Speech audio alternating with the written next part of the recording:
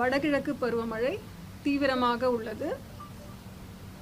கடந்த 24 மணி நேரத்தில் பார்த்தீங்கன்னா 3 இடங்களில் மிக கனமழை பதிவாயிருந்தது.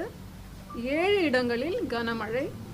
அதில் மிக கனமழை காயல்பட்டினம், திருச்செந்தூர் 15 சென்டிமீட்டர் மழை.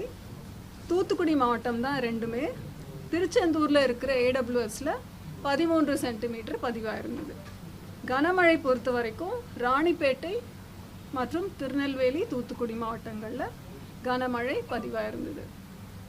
தமிழகத்தில் இந்த அக்டோபர் 1 முதல் 16 அக்டோபர் இன்று வரை பதிவான மழை அளவு அப்படின்னு பார்த்தீங்கன்னா 10 சென்டிமீட்டர் மழை பதிவாகியிருக்கு.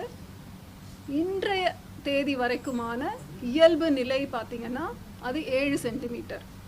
அப்போது 16 நாட்களுக்கான மழை அளவு இன்று வரைக்கும் இயல்பிலிருந்து 37% அதிகமாக பதிவாயிருக்கு.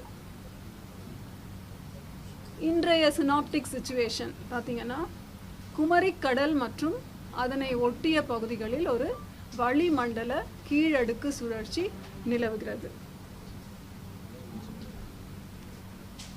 வரும் 18ஆம் தேதி வாக்கில் தென்கிழக்கு அரபிக்கடல் மற்றும் லட்சத்தீவு பகுதிகளில் கேரள, தெற்கு கர்நாடக பகுதிகளுக்கு அப்பால் ஒரு காற்றழுத்த தாழ்வு பகுதி உருவாகும் வாய்ப்புள்ளது.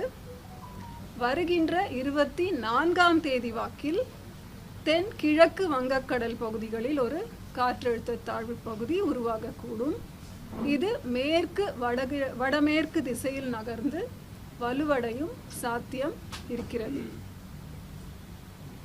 அடுத்த 7 தினங்களுக்கான வானிலை முன்னறிவிப்பு மற்றும் எச்சரிக்கை பார்த்தா 16லிருந்து 18 அக்டோபர் வரைக்கும் அடுத்த 3 தினங்களில் தமிழகத்தில் அநேக இடங்களிலும் புதுவை மற்றும் காரைக்கால் பகுதிகளிலும் மழை பெய்யக்கூடும்.